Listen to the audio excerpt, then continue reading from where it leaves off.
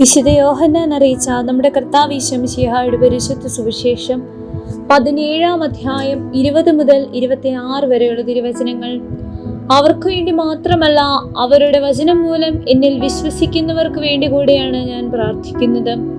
അവരെല്ലാവരും ഒന്നായിരിക്കാൻ, പിതാവേ, അങ്ങ് എന്നിലും ഞാൻ അങ്ങയിലും ആയിരിക്കുന്നത് പോലെ അവരും നമ്മിൽ ആയിരിക്കുന്നതിനും, അങ്ങനെ അവിടുന്ന് എന്നെ അയച്ചുവെന്നും ലോകം അറിയുന്നതിനു വേണ്ടി ഞാൻ പ്രാർത്ഥിക്കുന്നു.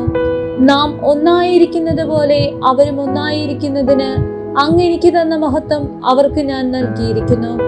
അവർ പൂർണ്ണമായും ഒന്നാകേണ്ടതിന് ഞാൻ അവരിലും അവിടുന്ന് എന്നിലും ആയിരിക്കുന്നു. അങ്ങനെ അങ്ങ് എന്നെ അയച്ചുവെന്നും അങ്ങ് എന്നെ സ്നേഹിച്ചതുപോലെ അവരെയും സ്നേഹിച്ചുവെന്നും ലോകം അറിയട്ടെ. പിതാവേ, ലോകസ്ഥാപനത്തിന് മുൻപ് എന്നോടുള്ള അവിടുത്തെ സ്നേഹത്താൽ അങ്ങ് എനിക്ക് മഹത്വം നൽകി. അങ്ങ് എനിക്ക് നൽകിയവരും അത് കാണാൻ ഞാൻ ആയിരിക്കുന്നിടത്ത് എന്നോടുകൂടി അവരും ആയിരിക്കണമെന്നും ഞാൻ ആഗ്രഹിക്കുന്നു. നീതിമാനായ പിതാവേ, ലോകം അങ്ങയെ അറിഞ്ഞിട്ടില്ല, എന്നാൽ ഞാൻ അങ്ങയെ അറിഞ്ഞിരിക്കുന്നു.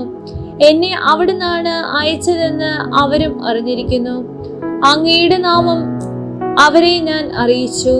അവിടുന്ന് എനിക്ക് നൽകിയ സ്നേഹം അവരിൽ ഉണ്ടാകേണ്ടതിന് ഞാൻ അവരിൽ ആയിരിക്കേണ്ടതിനുമായി ഞാൻ ഇനിയും അത് അറിയിക്കും.